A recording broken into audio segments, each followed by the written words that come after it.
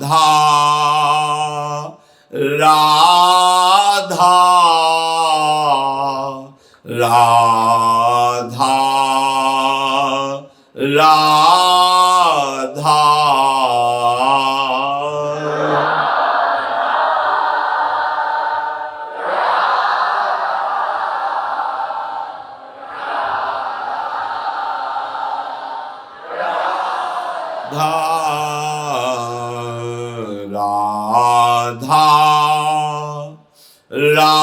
राधा राधा राधा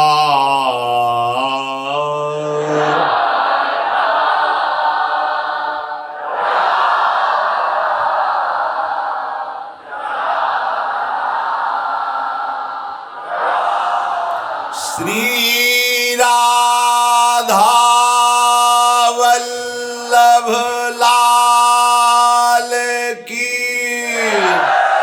जय। परम सच्चिदानंद घन प्रेम समुद्र नवनिभृत निकुंज श्री वृंदावन धाम लाडिले प्राणाराध्य श्री युगल सरकार श्यामा श्याम और समस्त हित परिकर, ये अहोभाग्य हमें अहेतुकी कृपा से प्राप्त हुआ है। हमारे हृदय में ही प्रभु बैठे हैं और हम भारी संकट विपत्ति दुख जन्म मरण क्या क्या क्लेश वर्णन करे वो सब भोग रहे हैं। ऐसा क्यों? प्रभु हमारे आनंद समुद्र और उनके अंश हम आनंद स्वरूप, फिर हम ये दुख विपत्ति संकट क्यों भोग रहे हैं? प्रभु भी तो हमारे ऊपर कृपा करे कि हम दुख विपत्ति संकट ये सब ना पाए। अरे हम तो उनके बच्चे हैं, वो क्यों कृपा नहीं कर रहे? वो तो कह रहे सब मम प्रिय सब मम उपजाए। वो कह रहे सब पर मोरी बराबर दाया। इसका मतलब कमी हमारी तरफ से हो रही। प्रभु तो कह रहे सब मेरे प्यारे हो, सब मेरे प्रकट किए हुए हो, सब पर मेरी बराबर दया है। समोहम सर्वभूतेषु, समस्त भूतों में मेरी कृपा और मैं दोनों समान रूप से हूं। अब हमारी त्रुटि क्या हो गई? हम इस माया खेल में प्रभु को भूल करके और खेल को सत्य मानकर, खेल के अभिनय को सत्य मानकर अब इसमें दुखी सुखी होने लगे। ये बहुत बड़ी त्रुटि हो गई। हमारी जो त्रुटि का प्रधान कारण है, जैसे कोई अभिनेता अभिनय करे, अब जो दर्शक जन हैं जब विनोद का समय आया तो खूब हंस रहे हैं, लेकिन वो गंभीर मुद्रा में अभिनय कर रहा है। सब हंस रहे हैं पर वो नहीं, वो अंदर से कोई खुशी नहीं है उसकी, पर वो ऐसा स्वांग करेगा कि सब हंसेंगे, ऐसा लगेगा ये खूब प्रसन्न है, हंस रहे। जब रोने का नाटक आया, स्वांग आया, तो रोने का स्वांग कर रहा है, सब रोने लगे, पर वो रो नहीं रहा है, वो स्वांग कर रहा है, अभिनय कर रहा है। वो खेल को खेल समझ रहा है और आप उस खेल में इतना आकर्षित हो गए कि सत्य भाव को प्राप्त होते जा रहे हैं, जिसे तदात्म कहते हैं। अब दो विभाग वहीं कर लिए उस खेल में, एक अपने पक्ष वाले और एक विपक्षी, एक अच्छा पक्ष एक बुरा पक्ष, जबकि एक ही डायरेक्टर ने उस नाटक की रचना की है और वो स्वांग हो रहा है। उसमें कोई पक्षपात नहीं, सब अपना अपना रोल कर रहे हैं, पर आपने पक्ष स्थापित कर लिया। अब अपने पक्ष वाले को परास्त होते देखकर विषाद होता है, विपक्ष को परास्त होते देख करके हर्ष होता है, फंस गए। लेकिन जो कर रहा है उसको ना हर्ष है, ना विषाद है, ना उसका जन्म है, ना मरण है। वहां देखो ना, अस्त्र शस्त्रों से मारा जा रहा है। अगर वो उसमें मर गया होता तो दूसरे नाटक के अभिनय में कैसे आता? और आप भी जानते हो मरा नहीं, वो स्वांग कर रहा है, पर आप दुखी सुखी हो जाते हैं, तभी तो पैसा लगा के देखते हैं जाके। ठीक ये नाटक मंच त्रिगुणात्मिका माया के द्वारा रचा गया है और उस नाटक के अधिष्ठात्र हैं जगन्नाटक वैभवा भगवान श्री कृष्ण। हम हैं उनके अंश और हमको स्वांग मिला है, अलग अलग स्वांग मिला है। उस स्वांग में जब हम सत्य भाव कर लेते हैं, अब थोड़ी देर के लिए राजा का स्वांग बना और मंच के नीचे उतर कर वो किसी को आदेश करे तो कोई मानेगा क्या? उस समय जो उसके सेवक बने हुए हैं तो केवल वो उसी स्वांग की पूर्ति के लिए है। वो भी एक अभिनेता है, अभिनय कर रहा है सेवक का, लेकिन मंच के पीछे वो हुक्म करे तो उसका अदब करके थोड़ी कोई उसकी आज्ञा मानेगा। क्यों? वो समान है। कहीं पागल हो? जिस नाटक मंच पर तुम राजा का स्वांग जितने पैसे में कर रहे हो उतने में हम सेवक का कर रहे हैं, बस वहीं तक, पीछे नहीं। और हम क्या, हमें स्वांग मिला, हम भूल गए स्वांग को, मान लिया सत्य, ये मेरी स्त्री, ये मेरा पुत्र, ये मेरा पति, ये मेरा मकान, ये मेरा धन, ये मेरा पक्ष, ये मेरा विपक्ष, ये दुखी करने वाला, ये सुखी करने वाला, यही बंधन है। अब आप समझ पा रहे हैं भला स्वांग कर रहे हैं आप? नहीं, सत्य वो मेरी पत्नी है, वो मेरा पुत्र है, यही माया है। जो त्रिकाल में सत्य नहीं है उसको तुम्हें सत्य भाषित करा दे, और जो त्रिकाल सत्य है उसका अनुभव न होने दे, यही भगवान की भ्रमात्मक माया है। श्री भगवान करुणा करके कह रहे हैं, ये दारागार पुत्राप्तान प्राणान वित्तमिमं परम हित्वा माम शरणम याता। बहुत सुंदर बात। कथम तास्त्यक्तु मुत्सहे, जिसने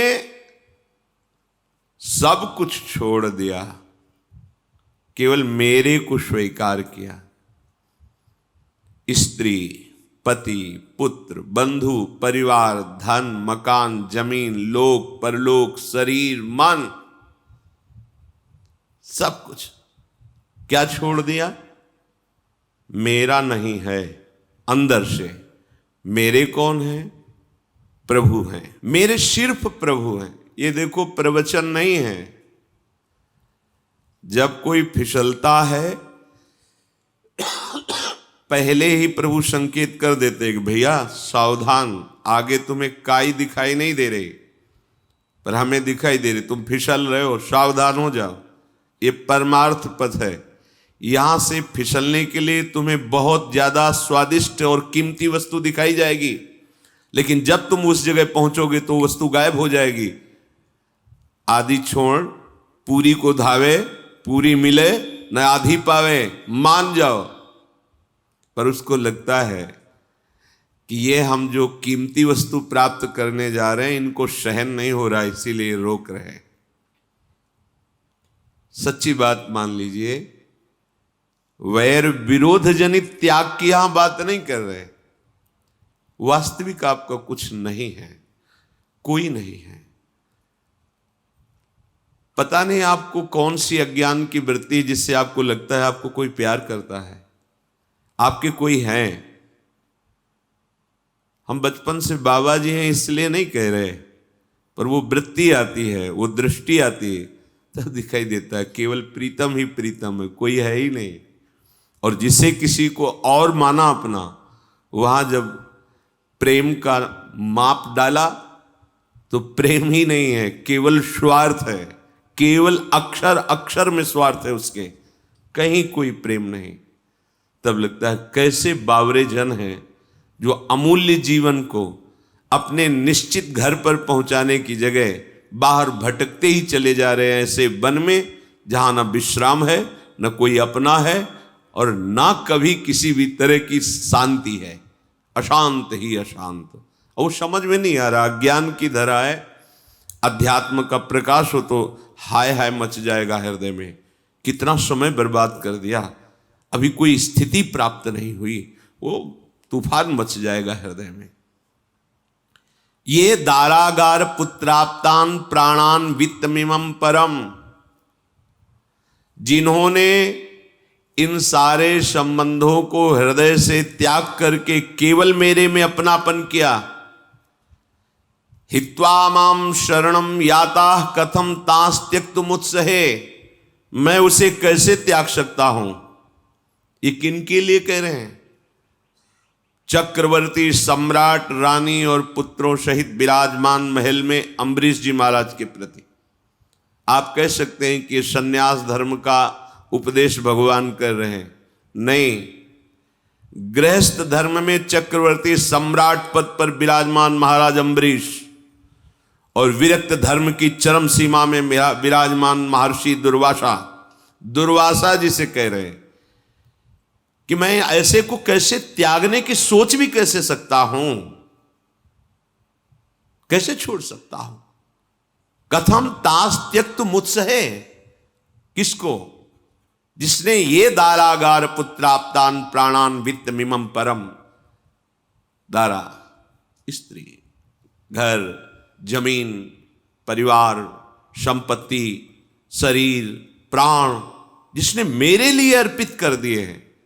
तो कोई एहसान नहीं किया, भगवान को तुमने कुछ दिया नहीं, बेईमानी से बच गए, भगवान की वस्तु को भगवान का मान लिया, तो इतने वो उदार हैं कि वो करुणा करके तुम्हारे अधीन हो गए। कैसे? जैसे एक घर का मालिक 1 किलो बढ़िया मिठाई लाया, सबको दिया, पुत्र को, पत्नी को, सबको, पाओ आज। उनमें से एक पुत्र भागा, एक पीस जो उसको हिस्से में मिली, और पिता के मुख में ऐसे किया। पिता को कैसा लगा? गोद में उठा लिया, दुलार किया और उसको पवा दिया और हृदय बलिहार हो गया। तो क्या उसने दान किया क्या पुत्र ने? नहीं, पिता की दी हुई वस्तु को उन्हीं के दुलार में समर्पित किया। तो क्या पिता उसका भोक्ता बन गया क्या? नहीं, पिता अब अपने हाथ से लेके गोद में बैठा के उसको पवा रहा है, और सब पा रहे हैं, पाए भी रहा है, पर इसे पिता पवा रहा है, और हृदय का अद्भुत प्यार उस पुत्र का विशेष उन्नति, विशेष भाव रखेगा। ऐसे ही भगवान समोहम है, सब भूतों में समान भाव से है, सबको सब कुछ भगवान ने दिया है, पर भगवान की दी हुई वस्तु को भगवान का मान के जब अर्पित कर देते हैं, तो भगवान के हृदय में उसके प्रति पक्षपात प्रकट होता है, दुलार प्रकट होता है। और कह रहे कथम तास त्यक्तुमुत्सहे, मैं उसे कैसे छोड़ सकता हूं। और जिसे भगवान नहीं छोड़ते उसके आनंद चरण चूमता है, रोम रोम परमानंद में, ज्ञान, विज्ञान, भक्ति, ऐश्वर्य, वैभव, सिद्धियां सब उसके। जिसके भगवान हो गए तो अब पाना क्या बाकी रह गया। बोले कैसे हम छोड़ सकते हैं सब हमारे, तो छूट तो जाएंगे, पकड़ के दिखाना, पकड़े रहना। श्रुत बनितादि जान स्वार्थ रत ना करो नेह सभीते, अंत ही तो ही तजेंगे पामर तू न तजय बहीते। तुम बाबा जी हो, कठोर हृदय, तुम क्या जानो, प्यार करना क्या जानो तुम। कहते छोड़ दो, उनको मत छोड़ो। अभी पहले बताया स्वांग करो, स्वांग, जिसको जो स्वांग प्रभु ने दिया ठीक वैसे ही स्वांग करो। स्वांग में सत्य मत मान लेना कि तुम राजा हो गए, तुम पति हो गए, तुम्हारे पुत्र हैं, तुम्हारा सब स्वांग में होता है। एक बच्चा, एक बच्ची, पत्नी, वो भी सब पेमेंट से है। बच्चा भी, उसको भी पैसा मिलेगा अभिनय का। वो बच्चा नहीं जानता है मेरे मम्मी पापा और हैं, बस मुझे 2 घंटे के लिए इनको पापा बोलना या पिताजी बोलना या मम्मी बोलना है। वो भी जानती है या जानता है। अगर पत्नी का रोल कर रहा है कोई पुरुष, वो श्रृंगार करके तो जानता है बराबर पेमेंट पे हम इन थोड़ी देर के लिए। ऐसे ही हम तो युगल सरकार के हैं। मृत्युलोक में इस माया नाटक मंच पर मुझे स्वांग करने के लिए भेजा गया। करो गुरु का स्वांग, अगर अक्षरशः ठीक स्वांग कर ले गए तो इनाम मिलेगा। तुम करो शिष्य का स्वांग, ठीक स्वांग कर ले गए तो जीवन मुक्त हो जाओगे। तुम करो गृहस्थ का स्वांग, ठीक स्वांग कर ले गए तो जो योगियों की गति होती वही तुम्हारी गति होगी। परेशानी क्या है? स्वांग करना है, पर कौन स्वांग कर रहा है? सब अपनी प्रॉपर्टी मान लिए हैं, सब अपना मान लिए हैं, इसीलिए रो रहे हैं, इसीलिए परेशान हो रहे हैं।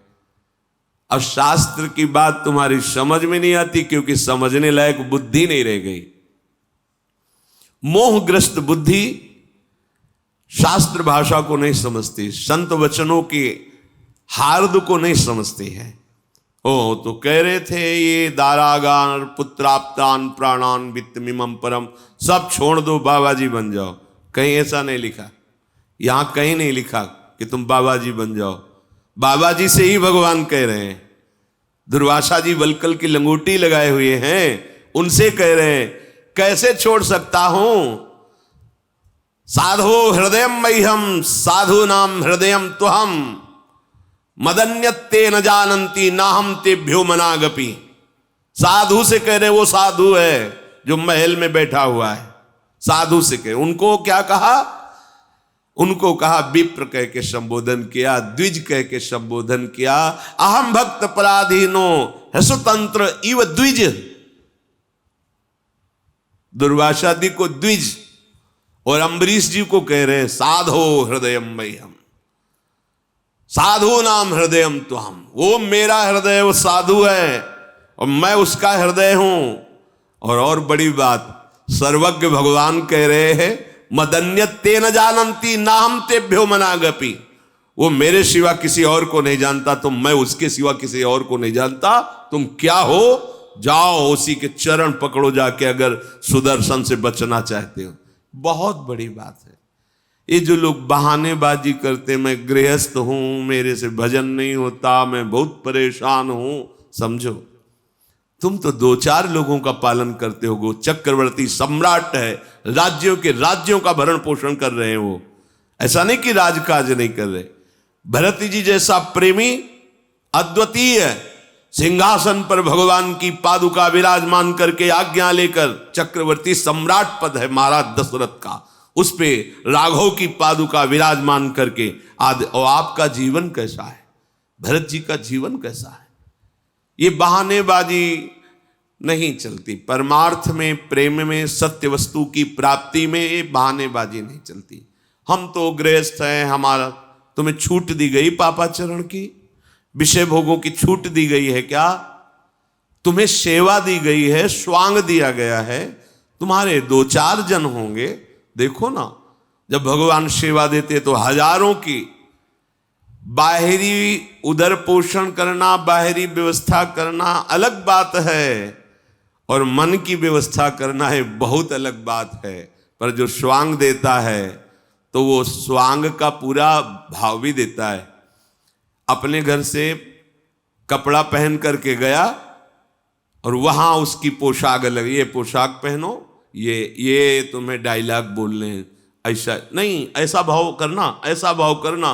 वही जगत गुरु अंदर बैठे सिखाता है कि तुमको ये पद मिला है, तुम्हें ऐसे बोलना है, तुम्हें ऐसे चलना है। अब ये तब सिखाता है जब आप उनके स्वांग को स्वांग समझो। आप उनको तो समझ ही नहीं रहे, उनके बताए हुए वाक्य नहीं बोल रहे, उनकी बताई हुई क्रिया नहीं कर रहे, मनमानी, तो क्या हुआ? हटा दिए गए।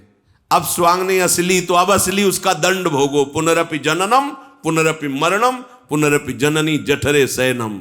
अब भोगो उसको।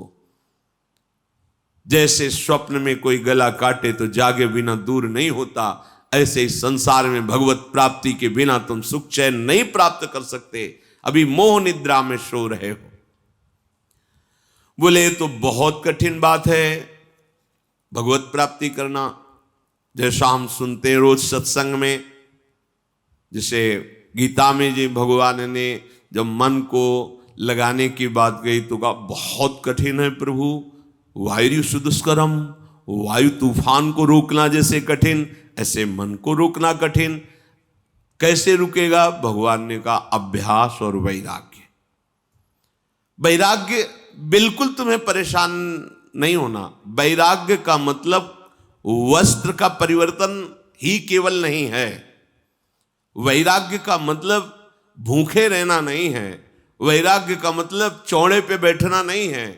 वैराग्य का मतलब है शरीर सहित जितने माने हुए संबंध हैं वो प्रभु के चरणों में समर्पित कर देना, राग रहित हो जाना। सच्चा वैरागी वही है जो अपना कुछ नहीं मानता है, वो चाहे विरक्त हो चाहे गृहस्थ हो।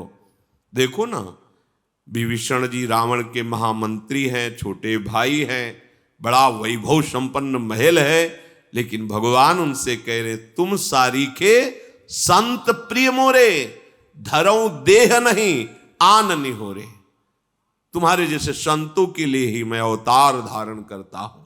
बलियारी ये बात मन में सोचना कि अब हमारे लिए भगवत प्राप्ति बहुत कठिन है, क्योंकि वायु सुदुष्करम, मन को रोकना, तो अभ्यास और वैराग्य।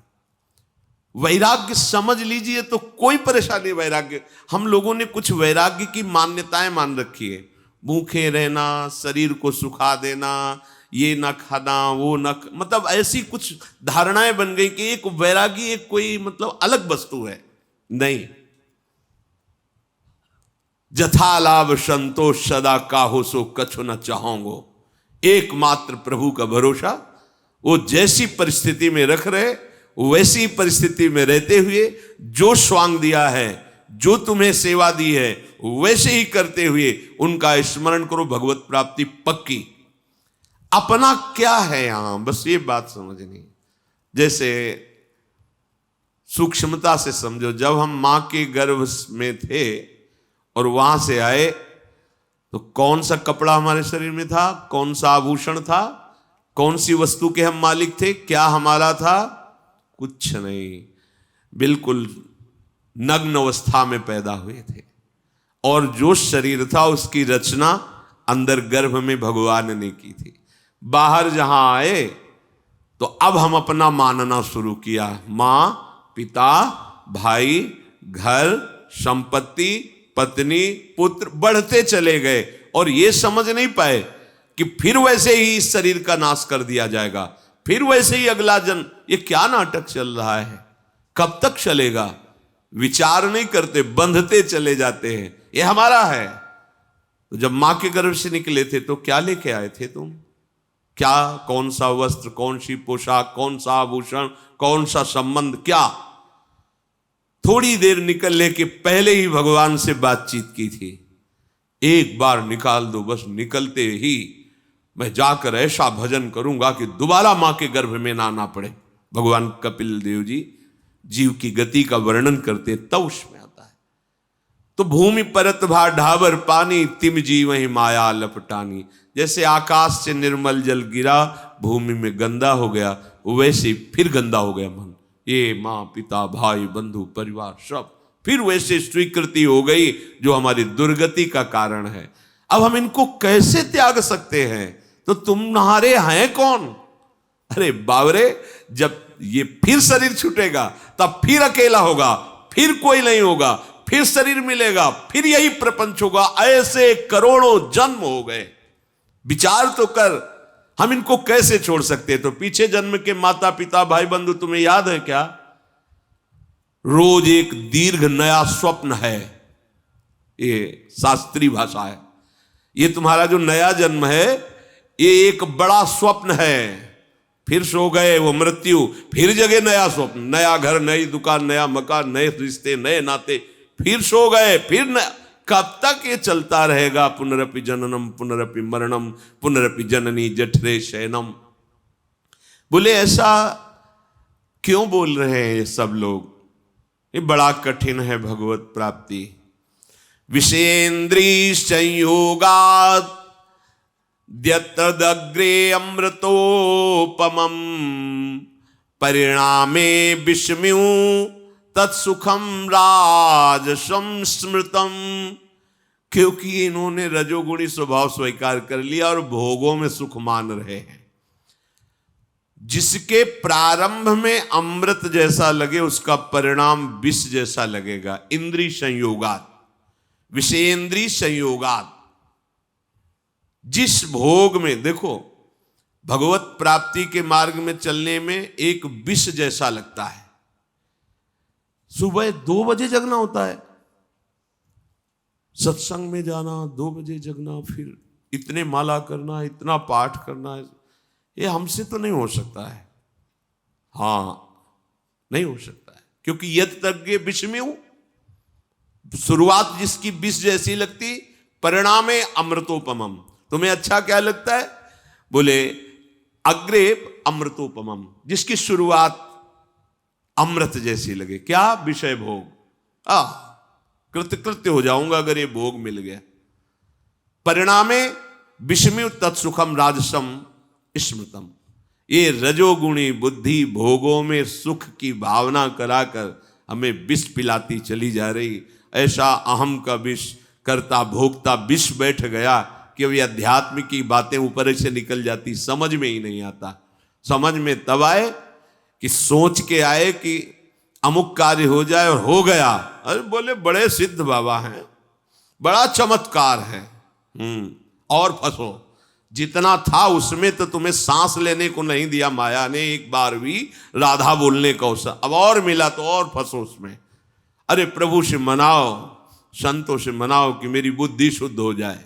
सबसे बड़ा धन बुद्धि ठीक निर्णय करने लगे, बुद्धि पवित्र हो जाए, आप कृतकृत्य हो जाओगे। एक शब्द याद कर लो, बाहरी किसी वस्तु व्यक्ति स्थान से आपको कभी भी तृप्ति और आनंद नहीं मिल सकता। जब मिलेगा तो यहां मिलेगा, यहां मिलेगा। ढूंढ लो, खोज लो, भाग लो, जहां तक भागना है, कर लो जो करना है। तुम चाहे अपने तौल के बराबर सोना चांदी पहन लो, चाहे जितना वैभव एकत्रित कर लो, सुख वहां नहीं, यहां है। और यहां सुख मिलता है हृदय में, हृदय बिहारी भगवान में स्थित होने पर। ठीक बात समझ लो। जब तक तुम भगवान का भजन करके भगवान में स्थित नहीं होगे, तब तक तुम्हें कभी भी सुख शांति नहीं प्राप्त हो सकती। बोले तो ये जो भजन है ये बड़ा कठिन जान पड़ता है, कोई सरल उपाय है आपके पास? जिससे पूछते हैं ना कि थोड़ा शोभा भी बन जाए, दाम भी कम लगे, ऐसा आभूषण है? तो जो महापुरुष जन होते हैं हर प्रकार की औषधि निकालते हैं। तो हमारे श्री भगवान ने औषधि निकाली, बिल्कुल सरल भगवत प्राप्ति का उपाय, विशेष तुम्हें कोई श्रम नहीं। ये भगवान की वाणी। बोले यतः प्रवृत्तिर्भूतानां येन सर्वमिदं ततं स्व कर्मणा तमभ्यर्च सिद्धिं विन्दन्ति मानवः। न्यायाधीश बोल रहे हैं जगत के, उनकी बात पे संशय मत करो। वो जो कह रहे हैं वो मान लो, निहाल हो जाओगे।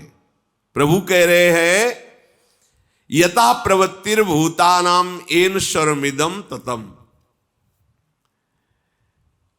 ये प्रवृत्तिर्भूतानां, जहां से सब प्रकट हुए हैं वो परिचय जान लो। कहां से प्रकट हुए? पूरे सब मेरे से प्रकट हुए। कौन? ये कौन प्रकट हुआ? बोले मैं ही प्रकट हुआ हूं। अब समझ में आता है? तुम्हें नहीं आएगा। क्यों नहीं आएगा? क्योंकि देह भाव से हो। भगवत भाव आ जाए तो जानत तुम्हें हो जाए, क्योंकि वो तुम्हें ही था, दूसरा कोई है ही नहीं, वही वो है। जब यहां दूसरा नहीं है तो यहां कौन है? यहां कहां से आ गया? ऐसे चलाओ। पर होता है ऐसे, तो भले थोड़ी मान्यता हो जाए, पर ऐसे मान्यता नहीं होती। और जब तक ऐसे मान्यता नहीं होगी तब तक पूरी नहीं हुई, फिर भटकना पड़ेगा। बहुत अच्छी बात, बिल्कुल सहज। अब हमें तो अच्छी लग रही, पता नहीं आपको समझ में आ रही कि नहीं।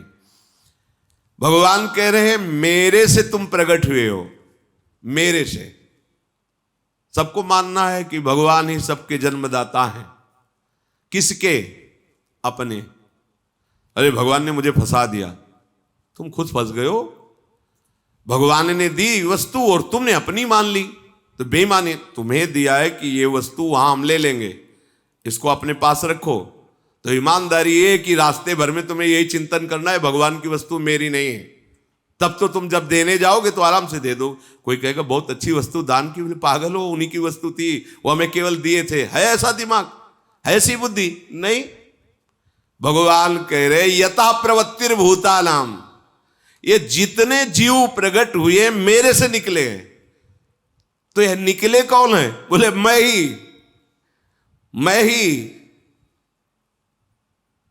जितने भी भूत प्राणी जीव जंतु जो भी है वे वासुदेव ही बने हुए हैं।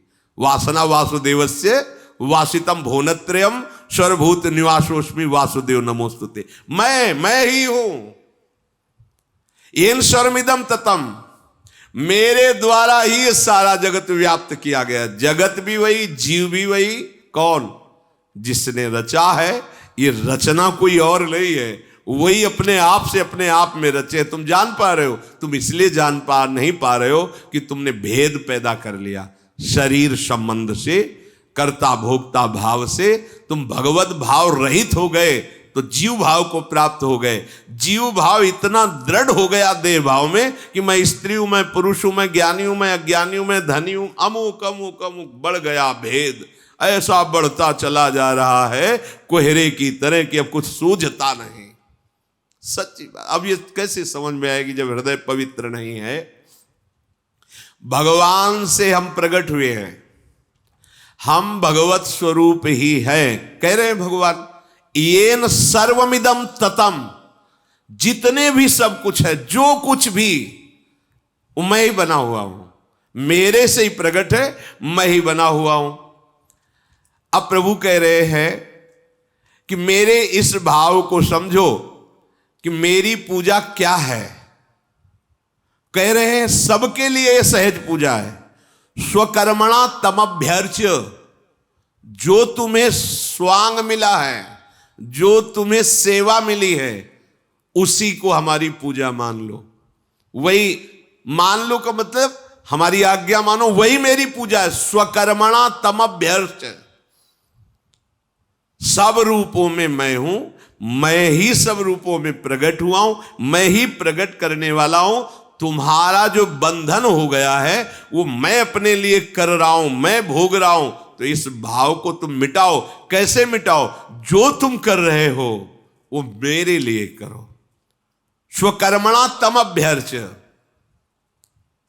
आप एक दुकानदार हो तो दुकान को अपना मंदिर समझो। खोलने के समय पहले जैसे प्रणाम किया जाता है मंदिर के पट को, दरवाजे को भी, ऐसे प्रणाम करो। वो अंदर जाओ और अंदर भाव से कि मैं भगवान की पूजा के लिए 10 घंटे 12 घंटे यहां बैठूंगा और हर ग्राहक के रूप में मेरा भगवान आएगा और पूजा रूप से मेरा क्रय विक्रय होगा, और जो उससे बचेगा तो घर में बैठे हुए भगवत स्वरूप परिवार का पोषण करूं, निश्चित भगवत प्राप्ति हो जाएगी। पर ऐसा रहता है क्या? नहीं रहता। मेरी दुकान भगवान की काहे के? हाँ बचेगा कुछ ज्यादा, कुछ मान लो 10 20 50 लाख बेईमानी से बच जाएंगे, 1,50,000 वृंदावन जाएंगे, साधु महात्माओं को दे देंगे, वो पाप नष्ट हो जाएगा। वो है तो मेरी दुकान है ना, मेरी प्रॉफिट है ना, वो मेरी पत्नी है ना, मेरा बेटा है ना। तो कर्म किसके हुए? तेरे। तो भोगना किसको पड़ेगा? तेरे को। फिर कहते हैं भगवान को क्या इतनी दया नहीं आई? अरे उन्होंने तो दया क्या, वो तो वही है, तू भी वही है, तू भी वही है। कैसे तुम्हें बताए? महावाक्य तत्वम आशी, एक केवल स्वांग के लिए तुम आए हुए हो प्यारे। बिल्कुल बिल्कुल 100 में 100%, एक भी परसेंट तुम में मिलावट नहीं है। पूरे के पूरे गंगा जल हो, पूरे के पूरे। एक चम्मच में गंगा जल, एक टैंकर में गंगा जल, और एक नहर, गंगा जल ही गंगा जल है। ऐसे ही तुम पूरे के पूरे भगवत स्वरूप हो।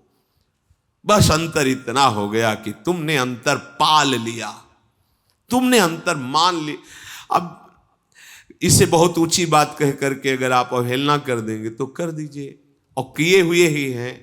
बिल्कुल अंतर नहीं है।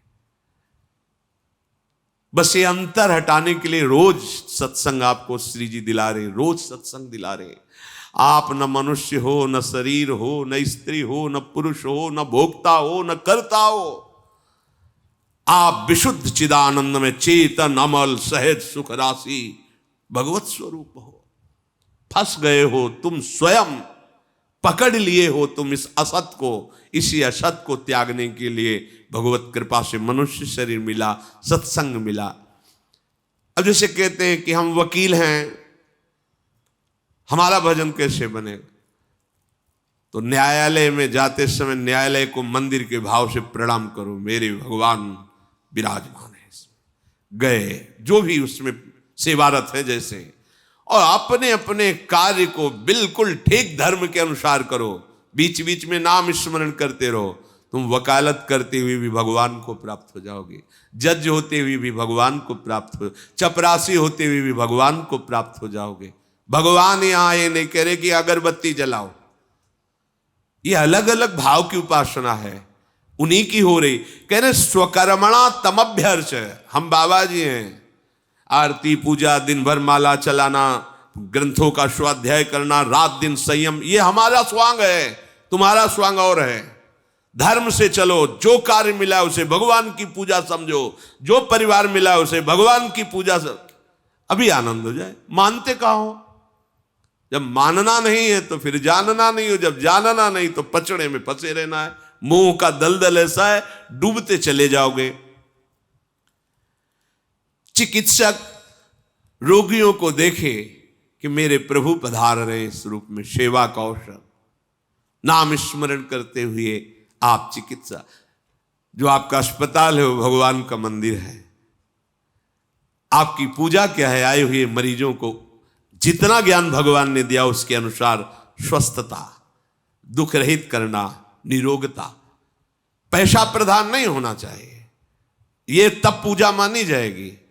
और इसी का उल्टा अधर्म, हम जान रहे हैं गलत है और पैसा ले रहे हैं और उसका मुकदमा जिता रहे हैं, या हम जान रहे हैं गलत है, हम जो औषधि दे रहे हैं इससे ठीक नहीं होगा, हम जान रहे हैं कि इतने से काम चल सकता है लेकिन इसको इतना लंबा खींच रहे हैं, पैसे ले रहे हैं, वो फिर पूजा नहीं होगी, वो फिर आपका व्यापार है। उसमें फिर आपको निर्णय में जो दंड मिलेगा वो फिर मिलेगा। मालिक ऐसा है कि वहां किसी की गवाही की जरूरत नहीं होती।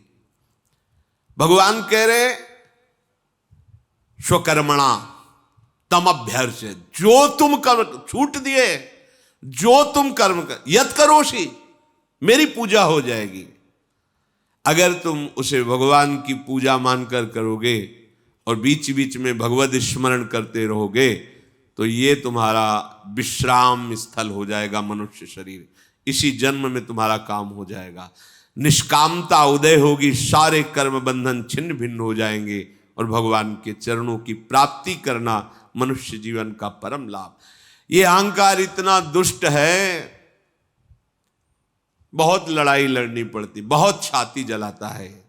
जो साधक है वो जानते हैं जलती तो सबकी है, लेकिन जो विषयी है वो उसको जान ही नहीं पाते कि कौन छाती जला रहा है। वो सबसे सामने वाला जला रहा है। अगर वो कटु वचन न बोलता ना तो मेरी छाती, मैं बहुत मस्ती में था यार, वो मिल गया, उसने सारा मूड खराब कर दिया, वो उसने, सामने वाले ने उस पे। लेकिन साधक सामने वाले को नहीं देखता है, यहाँ को देखता है, छाती में देखता है। जला कौन रहा है? बोले अहंकार, बहुत कष्ट देता। शूल प्रद नाना सकल शोक दायक अभिमाना, इसी को मिटा दो। अभिमान कैसे जागृत होता है? बस इस ढांचे को स्वीकार करते ही सारा खेल शुरू हो जाता है। मैं बस, इसमें सबसे ज्यादा खतरनाक राग इसका है, तो सब कुछ छोड़ के तो भाग पड़ते हैं, लेकिन इसका राग नहीं छूटता तो बैरागी नहीं कहलाते हैं। जो इसका राग छोड़ दे वो भागे या ना भागे, काम उसका हो गया। और बड़ा कठिन है देह राग त्याग करना हमारे लिए, पर गुरु वचन और भगवान नाम में इतने सामर्थ्य है कि राग विध्वंस हो जाएगा। धैर्य पूर्वक जैसा सुना वैसा मनन करो, वैसा ही आचरण करो, तो इसी जन्म में विश्राम मिल जाए। चलते हैं, पांडवों के पावन चरित्र का श्रवण करते हैं। प्रसंग चल रहा है महाबली भीमसेन को महाराज नहुष, जो अजगर के रूप में है, और अपने फांस में फांस लिए हैं। अपशकुनों की पहचान करने वाले युधिष्ठिर को पता चला कि कोई अपशकुन हो, जानकारी की कौन यहां नहीं, बोले भीम नहीं, कोई महान संकट हो गया। क्योंकि मेरे बाम अंग फड़क रहे हैं, बाई आंख फड़क रही, कई अपशकुन दिखाई दे रहे। तत्काल आगे गुरु पुरोहित धौम्याचार्य को करके भीम के चरण चिन्हों के अनुसार वहां पहुंचे जहां वो अजगर भीम को लपेटे हुए था। पूछा कि आप इतने विशालकाय हैं, आज तक कोई ऐसा त्रिभुवन में नहीं है जो भीम को निर्बल कर सके, अपने अधीन कर सके। हजारों अजगर मिलकर भी नहीं कर सकते, हजारों सिंह, दसियों हजार गजराज भी नहीं कर सकते, तुमने कैसे कर लिया? तो कहा कि मैं कोई साधारण सर्प नहीं हूं, मैं इंद्रासन पर बैठा हुआ महाराज नहुस था। मेरा ऋषियों का अपराध बन गया, जिसके कारण मैं अजगर योनि को, तो मुझे वरदान प्राप्त है, दिन के 6वें भाग में जो भी सामने आ जाएगा, वो कोई भी हो त्रिभुवन में, वो मेरा ग्रास बन जाएगा। इस कारण भीम का बल नष्ट हो चुका है। तो आप भीम को छोड़ दो, जो चाहोगे मैं दे दूंगा, जो आहार चाहोगे। नहीं, मैं अन्य आहार नहीं, जो मेरी पकड़ में आएगा वही मैं पा सकता हूं, ऐसा ऋषियों का कथन था। तो अब मेरा, यद्यपि मैं पूर्वज हूं, तुम्हारा पूर्वज हूं, जानता हूं, पर मैं छोड़ नहीं सकता, क्योंकि प्राणों से प्रिय और कुछ नहीं होता। मेरे प्राण भूख से व्याकुल है और मैं भीम को खाऊंगा। तो कोई तो उपाय होगा कि आप भीम को छोड़ सकते हैं। तो हाँ, एक उपाय है, यदि आप हमारे प्रश्नों का उत्तर दे दे, जो मैं प्रश्न करूं उसका उत्तर दे दे, तो मैं भीम को छोड़ दूंगा, क्योंकि प्रश्नों का सही उत्तर मिलते ही मेरी सर्प योनि छूट जाएगी, तो मैं छोड़ सकता हूं। तो कल इसकी चर्चा हुई थी, कई प्रश्न महाराज नहुस सर्प योनि में महाराज युधिष्ठिर से किए थे, वो उत्तर दे रहे थे। इसमें प्रश्न किया फिर कि मनुष्य की गतियां देखने में आती हैं, स्वर्ग की प्राप्ति, कर्मों का निश्चय रूप से मिलने वाला फल और देहाभिमान पुरुष की गति, इस विषय में आप प्रकाश डालिए।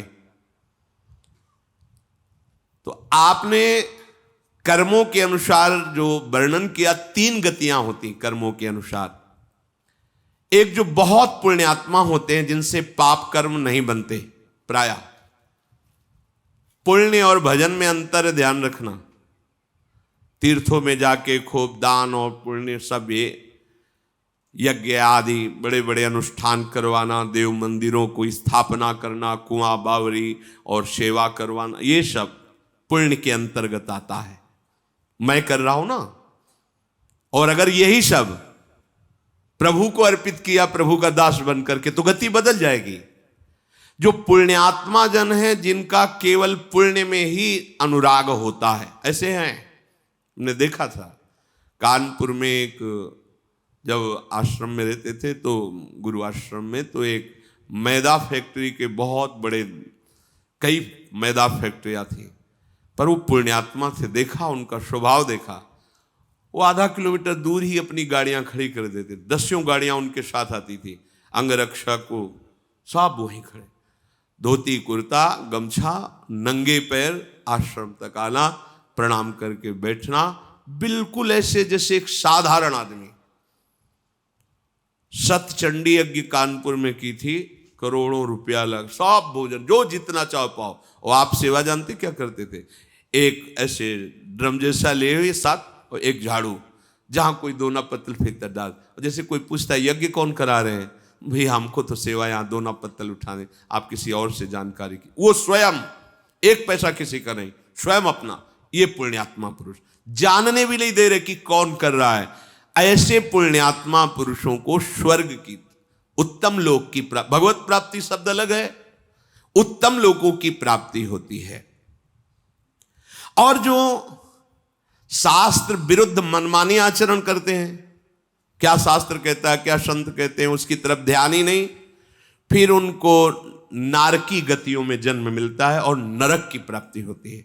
वहां कष्ट भोग करके नीच योनियों को प्राप्त होते हैं। और जिनसे कुछ पाप बने और कुछ पुण्य बने, उनको मनुष्य मृत्युलोक की प्राप्ति, जिसमें मनुष्य योनि, ये दोनों से मिश्रित है, पाप और पुण्य दोनों से मिश्रित शरीर की रचना होती है। जो आलस्य और प्रमाद का त्याग करके किसी की हिंसा न करते हुए अपने शास्त्र संयम के द्वारा दान और शुभ कर्म प्रभु को अर्पित करते हुए भजन करते हैं, वो भगवत प्राप्त होते हैं। 3 गतियां, और ये सबसे बिलक गति। पहली गति, जो उत्तम पुण्य कार्य ही करते रहते, पुण्य उसी का सफल है, ध्यान रखना। धर्म से कमाया हुआ और कोई जान न पावे, वो पुण्य। और जो ये प्रकाशित किया जाता है तो 4 लोग जो उसकी बड़ाई करते हैं, वहीं उसका प्रभाव खत्म हो जाता है। इसीलिए जो चतुर सुजान दाता होते हैं, कोई जान ही न पावे, जिसको अपने यश सुनने की अभिलाषा होती है और बड़ाई पाने की अभिलाषा होती है, सम्मान प्राप्ति, वो यहीं भोग लेता है, वो पुण्य उसको स्वर्ग ले जाने लायक नहीं रहता। स्वर्ग ले जाने वाला या उत्तम लोकों की प्राप्ति कराने वाला वो पुण्य होता है जो किया और कोई जाना नहीं। बिल्कुल, कितनी बड़ी बात है, करोड़ों अरबों रुपया लगा कि यज्ञ कर रहा हो, वो व्यक्ति स्वयं दोना पत्तल फेंक रहा है। अगर कोई पूछ दे उनसे कि यज्ञ कौन करा रहा है, तो कहते मुझे तो ये सेवा मिली, आगे तो मैं जानता नहीं, आप किसी और से बात की। पूरा निरीक्षण, और सब उनके आदमी दैन्य हाथ जोड़े सबकी सेवा में, और वो केवल दोना पत्तल भी। भगवान श्री कृष्ण की राजस्वी यज्ञ में अग्र पूजा हुई और सबके चरण धोने की सेवा सरकार ने ली। दैन्य और गुप्त, देने के बाद अहंकार नहीं और देने के बाद कोई जान न पावे, वो सुकृत, वो जाते हैं सुकृत लोगों को। और जो मनमानी आचरण करते हैं, पापाचार, नरक और नीच योनियों को। जो पाप और पुण्य दोनों जिनसे होते रहते हैं, वो मनुष्य योनि को प्राप्त होते हैं। और जो अपने शास्त्र संयम के अनुसार कर्म करते हैं, दान पुण्य शुभ कर्म, ये सब भगवान को अर्पित करते और भजन करते, उनको भगवत प्राप्ति होती है, जहां आना जाना नहीं है। जो विपरीत आचरण करता है, मनमानी आचरण करता है, वो पशु पक्षी की योनियों में जन्म लेता है। इसका कारण यह है कि वो काम और क्रोध लोभ से युक्त होकर के मानवता से भ्रष्ट हो जाता है, इसलिए उसे नीच योनियों की प्राप्ति होती है। प्रयोजनवश जीव प्रायः इन्हीं 3 गतियों को प्राप्त होता है। ये जो चौथी बात बताई गई, ये देहाभिमानी को प्राप्त नहीं होती। देह भाव से युक्त होकर इंद्रियों की परवशतावश जो बार बार भोगों को भोगता है, उसे जन्म लेना पड़ता है और दुख सुख का उपभोग करते हुए फिर जीवन बिताकर फिर मरण फिर जन्म। जो सबका हित करते हुए आत्मस्वरूप प्रभु का भजन करता है और अपने सारे कर्म प्रभु को अर्पित करता है, वो परब्रह्म में भली भांति प्रतिष्ठित हो जाता है, अर्थात वो भगवत प्राप्त हो जाता है। तुम तो बड़े सर्वज्ञ हो, जो प्रश्न करता हूं उसका उत्तर दे देते हो। तुमने बहुत बड़े अद्भुत कर्म किए हैं, तभी तुम्हें ऐसा ज्ञान प्राप्त हुआ है। अद्भुत कर्म का तात्पर्य है तुमने ऋषियों की जरूर सेवा की। तो 10,000 ऋषि अब भी वनवास में महाराज युधिष्ठिर के पास हैं, और उन्हीं के लिए वो क्लेशित हुए थे कि कैसे भोजन पवाऊं। तो भगवान सूर्य की आराधना करके वो बटलोई प्राप्त की थी। तो महाराज फिर एक प्रश्न का और उत्तर दीजिए। ये जो बड़े बड़े धन संपत्ति वाले जन हैं, ये अपने को बुद्धिमान समझते हैं, शूरवीर समझते हैं, पर इनको कौन ऐसा है जो मोह में डाल देता है, दुर्गति हो जाती है, जैसे मेरी हुई। नहुष जी कह रहे हैं जो सर्प योनि में, मैं देवराज इंद्र के पद पर था, उस पद में जाते ही मैं मदोन्मत्त हो गया और मेरे से वो अपराध बना जो बिल्कुल नहीं होना चाहिए। महान तपस्वी ऋषियों से पालकी जुतवाई, परंतु आज मेरा हृदय जल रहा है कि मैंने वो क्या अपराध किया। जिन ऋषियों की चरण धूलि माथे पे रखना चाहिए, उनके कांधे पे पालकी ढुआई और मेरी ये दुर्गति हो गई। ये बड़ा कष्टदायक जीवन मेरा सर्प योनि में है। बोलो, स्वर्ग का देवराज इंद्र पद मुझे प्राप्त था, दिव्य विमान थे, पर मैंने अभिमान में ऋषियों की पालकी जोती। ब्रह्म ऋषि देवता गंधर्व यक्ष राक्षस कोई भी मेरे सामने आ जाए, उसकी आदि शक्ति मेरे में आ जाती थी। मेरी शक्ति तो है ही, उसकी आदि शक्ति, ये मुझे देवताओं ने वरदान दिया था। मैं जिस प्राणी की ओर आंख उठा के देख लूं, तत्काल उसका तेज नष्ट हो जाता था। मैं ऐसा तेजवान, पर मैंने ब्रह्म ऋषियों का अपमान करके अपना सर्वनाश कर लिया। ये अपने लोग देखते हैं, कहते गया गया, मान जा नहीं तो चला जाएगा। वो लगता है कि हमारे पास बैंक बैलेंस है, हमारे पास अमुक अमुक सुविधाएं हैं, ये सब ऐसे ऐसे नष्ट होने वाली भ्रकुटी विलास सृष्टि लय हुई। तेरे पास कितना बैंक बैलेंस है? यहां सर्वनाश का खेल खेलने वाला काल केवल तुम्हें बाट जो रहा है। मान जा, राधा राधा रट, प्रभु की शरण में आ जा। ये अभिमान छोड़ दे, मैं कुछ कर लूंगा, कुछ नहीं कर पाएगा। ये काल तुझे नष्ट कर देगा। बस प्रभु की शरण में हो जाओ। जो करा रहे हैं उन्हीं के द्वारा कराए हुए सत्कर्मों को उनको अर्पित कर दो, भगवत प्राप्त हो जाओगे। पर कौन भगवत प्राप्त होना चाहता है? कौन शांति चाहता है? चाहते सब सुख हैं, पर मार्ग दुख का अनुसरण करेंगे। मेरी इतनी बुद्धि भ्रष्ट हो गई थी कि जब पालकी पर ऋषिजन चल रहे थे तो मैंने आगे चलने वाले महर्षि अगस्त को लात मारी कि सर्प सर्प, मतलब शीघ्र चल शीघ्र चल। तो उन्होंने कहा, जा, तू देवराज इंद्र के पद में बैठा हुआ इतना बड़ा अपराध कर दिया। सर्प सर्प बोलता है, जा सर्प योनि को प्राप्त हो। जब मैं नीचे गिरा तो देखा मैं सर्प योनि को प्राप्त हो गया। प्रमाद, ये विवेक शून्यता, ये धन और पद का अपराध मेरा सर्वनाश कर दिया। जब मैं गिर रहा था तो रोने लगा और ऋषियों से कहा कि आप तो बहुत करुणामय हैं, कम से कम मेरे साप को आप एक सीमा में बांध दीजिए, कब तक मैं भोगूंगा इस दुख को। तो उन्होंने कहा कि जब तुम्हारे कोई उत्तर दे देगा, तुम्हें स्मृति प्राप्त रहेगी मेरी कृपा से, और जब तुम्हारे धर्म संज्ञक प्रश्नों का उत्तर दे दे तो जान लेना साक्षात धर्मराज तुम्हारे सामने खड़े हैं। बस तुम उनके दर्शन से ही इस शाप से मुक्त हो जाओगे। तो हो, मुझे आज सौभाग्य प्राप्त हो गया है। आपने मेरे प्रश्नों का उत्तर दिया, मैं समझा साक्षात धर्मराज तुम हो। आज मेरे अजगर के शरीर त्यागने का अवसर आ गया। अब देखो, मैं तुम्हारे सामने भीम को छोड़ता हूं और अपने शरीर को छोड़ता हूं। जे ही ऐसा कहा, अजगर शरीर छूटा दिव्य तेजों में, क्योंकि वो महान पुण्यात्मा ही है, अपने स्वरूप को प्राप्त हुए। धौम्याचार्य ने मंत्रों से भीम को अभिषिक्त किया और उनको साथ लेकर आश्रम पर आए।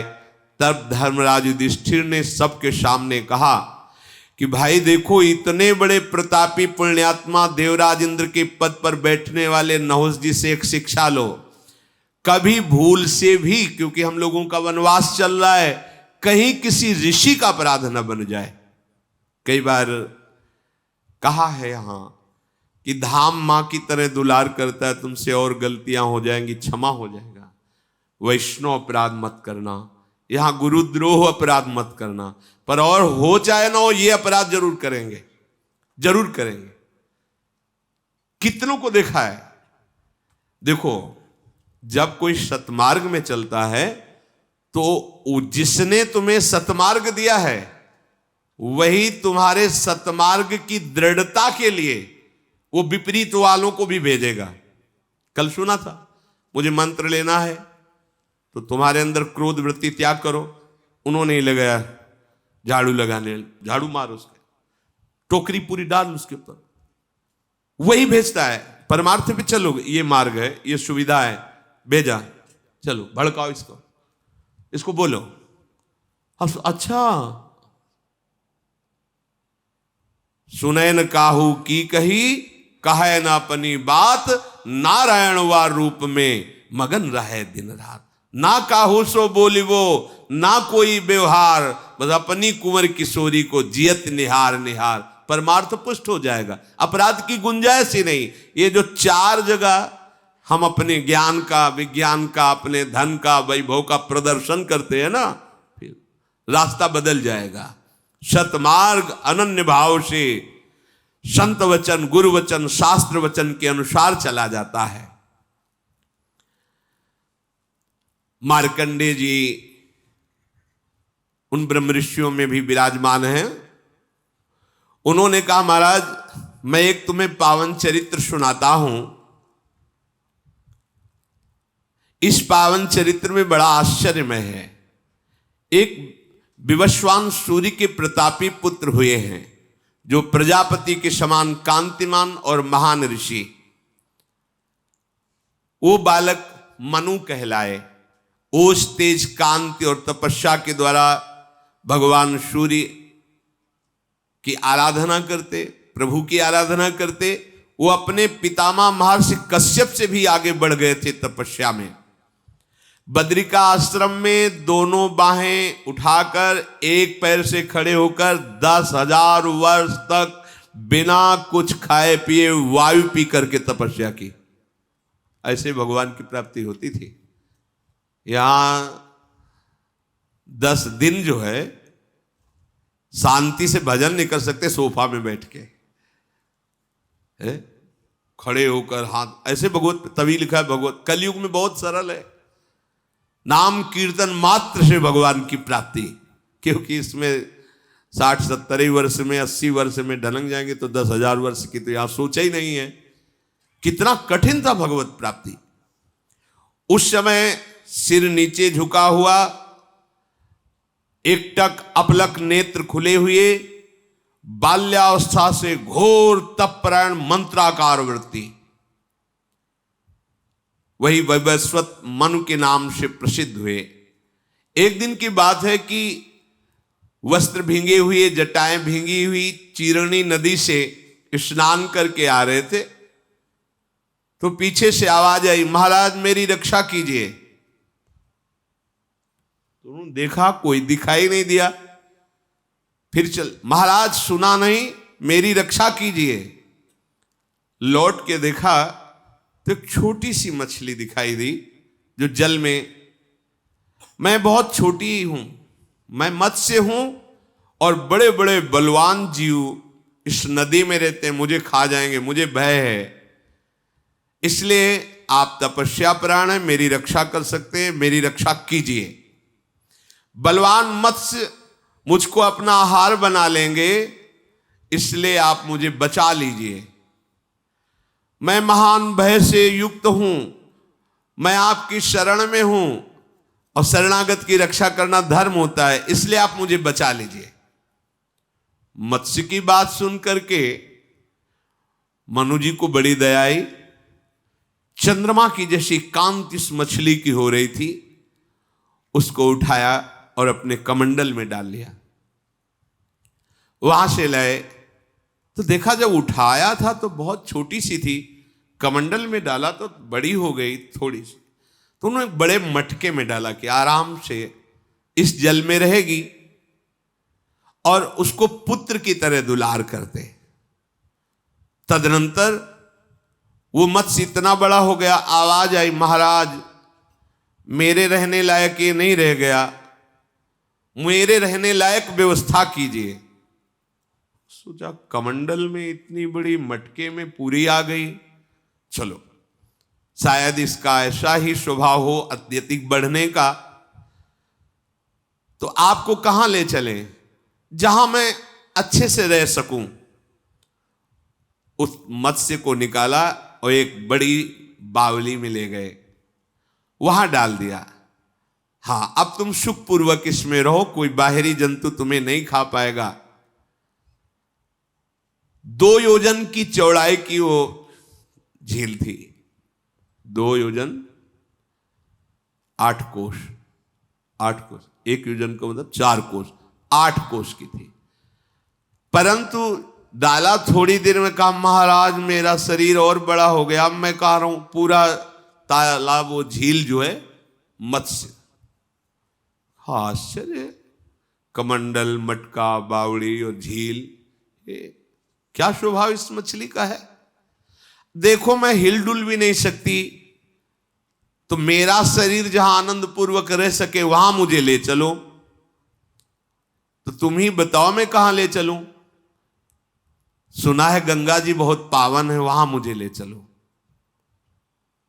तो तुम इतने वजन की हो गए, कैसे ले चले। तुम्हारे लिए मैं हल्की हो जाऊंगी, वो शरीर इतना ही बड़ा रहेगा, वजन बिल्कुल फूल जैसा रहेगा। उठा लिया, गंगा जी में ले गए। महाराज मुझे दोष दृष्टि करके परित्याग मत करना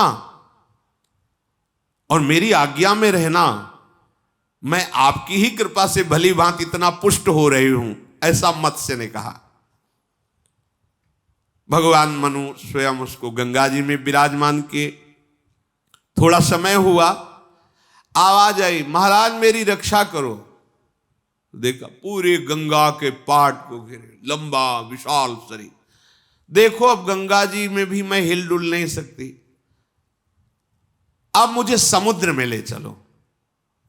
पहले तो कह रही थी कि मुझे भय लगता है, जो जलचर जीव मुझे खा जाएंगे, इतनी जल्दी जल्दी इतना बड़ा स्वरूप, अब इतना बड़ा स्वरूप हम समुद्र में नहीं, आपके लिए मैं हल्की हो जाऊं, आप उठाइए। जी उठा तो शहद में उठा लिया।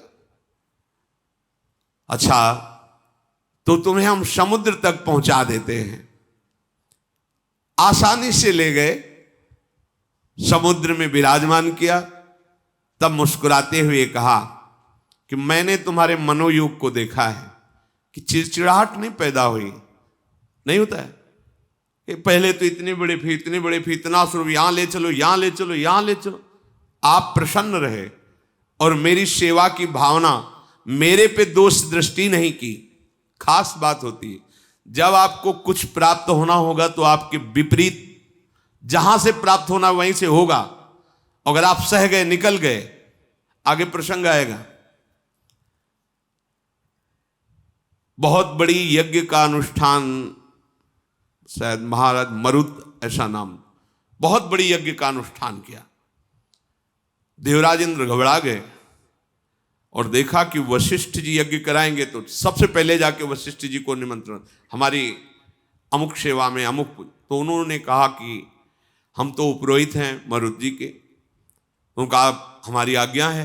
इतने में आ गए और कहा गुरुदेव मैंने ऐसी यज्ञ का अनुष्ठान। तो उनका पहली बात तो तुम मनुष्य हो और देवराज इंद्र की आज्ञा के आगे तुम्हारी प्रार्थना कुछ नहीं महत्व रखती, जो ये आज्ञा करेंगे वैसा। अब हम असमर्थ है, तुम्हारी यज्ञ, यही चाहते थे देवराज इंद्र। वो बड़े विकल हुए कि गुरु तो हमारे, आचार्य हमारे, देवराज इंद्र ने ये ईर्ष्यावश कार्य कर दिया कि मेरी यज्ञ ना हो। बहुत विकल थे। जब कोई धर्मात्मा विकल होता है तो कोई न कोई महापुरुष आके उसकी विकलता का निराकरण करता है। देवर्षि नारद जी आ गए तो उनका सुनो, मैं एक ऐसे महापुरुष को जानता हूं, वो इतने समर्थ हैं कि किसी भी देवता की ताकत नहीं कि उनके सामने उनका विरोध कर सके। वह संवर्त ऋषि, इस समय वाराणसी में हैं और अद्भुत वृत्ति से रहते हैं। तुम अगर उनको आचार्य रूप में वर्ण कर लो तो कोई उनके समान इस समय आचार्य रूप में वर्ण करने की समानता वाला नहीं, उनको तुम वर्ण। पर ध्यान रखना, उनको वर्ण करने के लिए जब आप चलोगे तो विपरीतता पैदा करेंगे। अगर विपरीतता सह गए तो आगे पार हो जाओगे। पहचानेंगे कैसे? बोले रोज विश्वनाथ जी के दर्शन करने आते हैं तो सांकरी गली विश्वनाथ जी की, उस समय तुम शव को रख देना, वो शव से दूर हट जाते हैं। जो प्रच्छन्न वेश हो, पागल जैसे दिखाई दे, मरु जी से का जान लेना संवर्त जी। वो ऐसा ही किया, वो तो राजा ही थे और शांत भाव से खड़े। देखा कि एक महापुरुष आ रहे हैं, उन्मत्त अवस्था है। जो शव देखा तो साइड में प्रणाम महाराज, वो भागे, वापस लौटे। वो जैसे जैसे उनके पीछे भागते जा रहे, एकांत तो हाथ में लघु शंका करके उनके ऊपर डाल रहे, थूक रहे, पत्थर मार रहे हैं। जितना उपद्रव कर सब पर महाराज मरुत पीछे ही। क्या चाहता है वह? महाराज मैं जानता हूं आप बृहस्पति के भाई महाराज संवर्त हैं। अच्छा, किसी ऋषि ने परिचय बताया होगा, क्योंकि मैं तो प्रच्छन्न वेश में रहता हूं। बोलो क्या चाहते हो? बोले महाराज एक आप ही हैं, पूरी बात बताई कि ऐसा ऐसा हुआ, आप हमारी यज्ञ करा सकते हैं। बोले मैं ये कार्य तो करता नहीं, पर यदि तुम आए हो प्रेरणा से तो तुम्हें निष्फल भी नहीं करेंगे। पर ध्यान रखना, अगर मेरा आश्रय छोड़ दिया, दूसरे का आश्रय ले लिया तो इसी में तुम नष्ट हो जाओगे, भस्म हो जाओगे। और अगर मेरा आश्रय नहीं छोड़ा तो किसी दैवी शक्ति की भी सामर्थ्य नहीं कि तुम्हारे यज्ञ में विघ्न डाल सके। उनका पक्का अनन्य भाव से आपका वर्ण करते गए। जो ही इंद्र ने सुना कि जिस कार्य के लिए हमने वशिष्ठ जी को अपने पक्ष में कर लिया, उन्होंने सांवर्त ऋषि को अपना आचार्य बना लिया।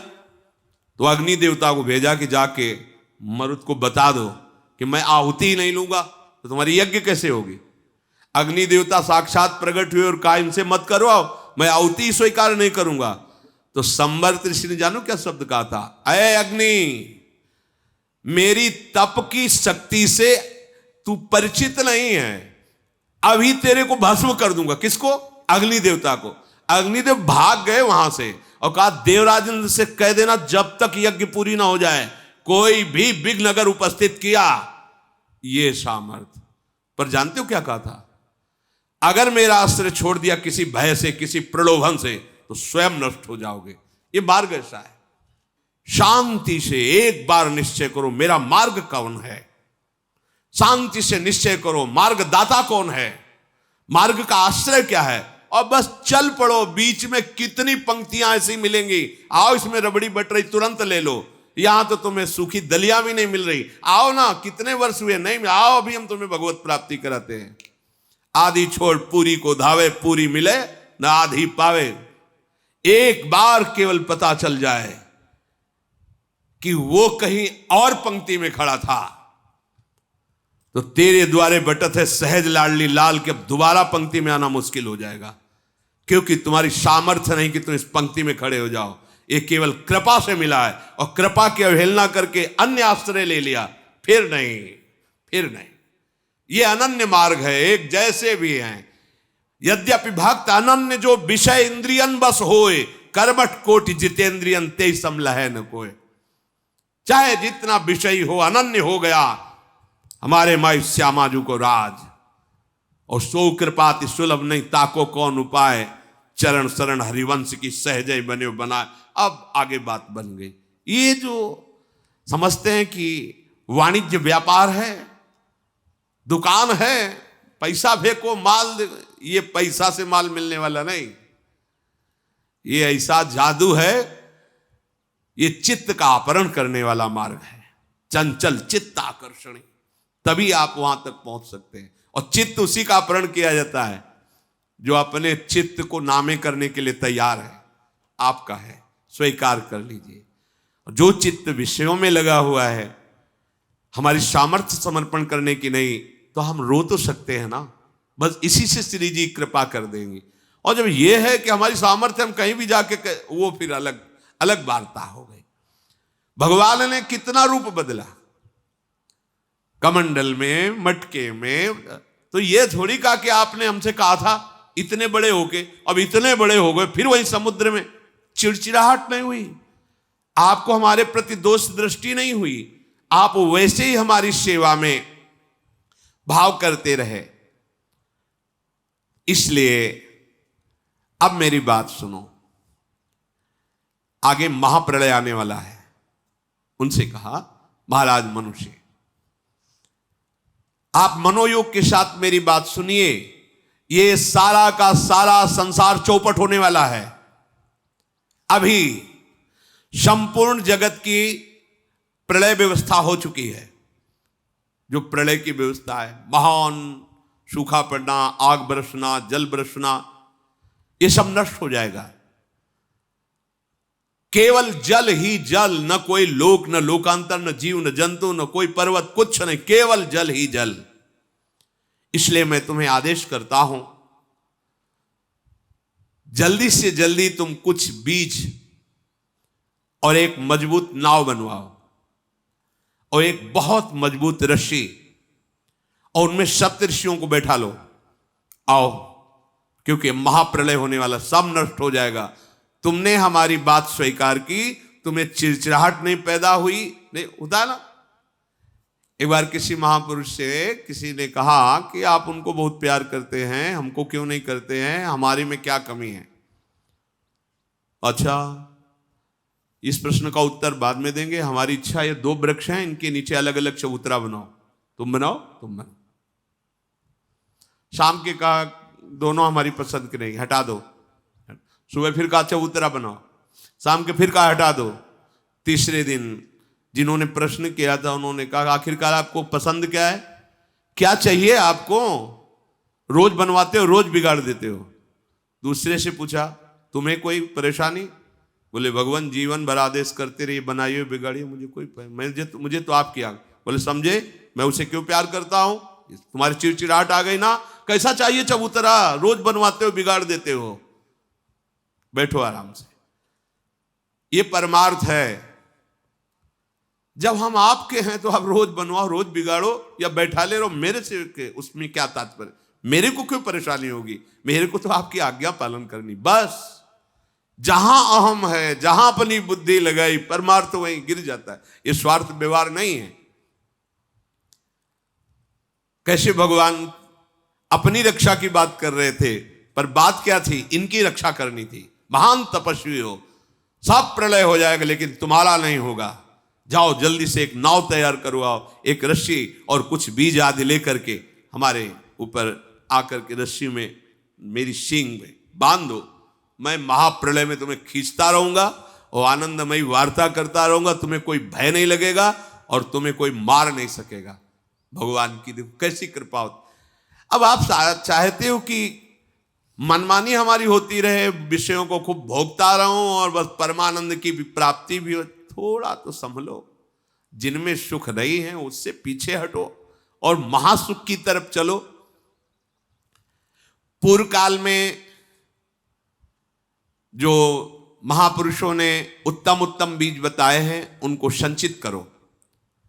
मुनिजनों के प्रेमी तपस्वी मनु,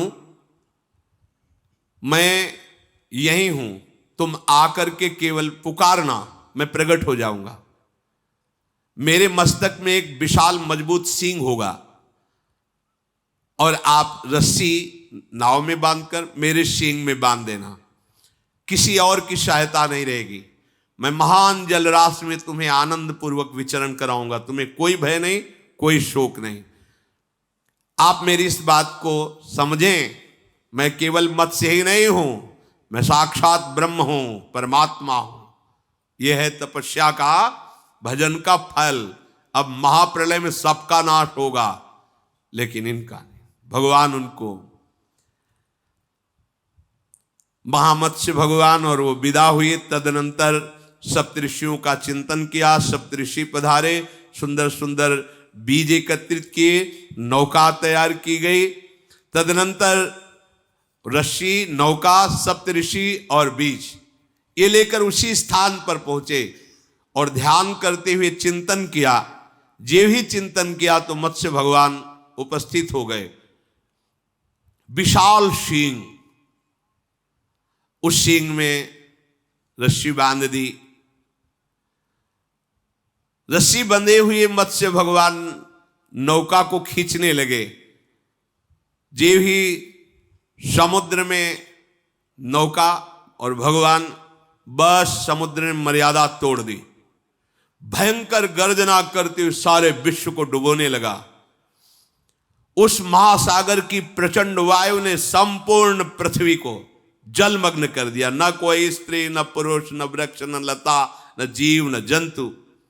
देखो ना, कभी कभी एक लहर उठती है तो गांव के गांव, नगर के नगर विध्वंस कर देते हैं।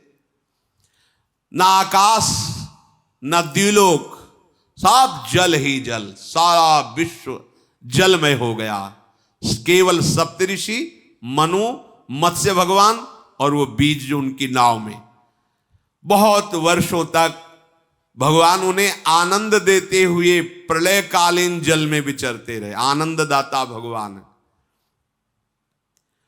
जब समय फिर सृष्टि के रचने का आया, तब भगवान ने हिमालय की चोटी जब खुली हल्की सी, तब वहां ले गए और कहा कि अब नाव को इस चोटी पे बांध दो और इंतजार करो, धीरे धीरे जल खत्म हो जाएगा, फिर तुम सृष्टि की नवीन रचना में ये बीज और सप्तऋषि और महाराज मनु तुम संकल्प करो और फिर सृष्टि का विस्तार करो।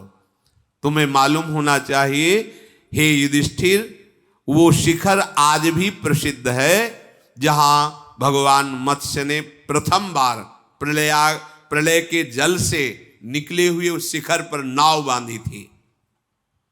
वो नौका बंधन के नाम से हिमालय में प्रसिद्ध है। और भगवान ने कहा, मैं प्रजापतियों का भी पति ब्रह्म हूं।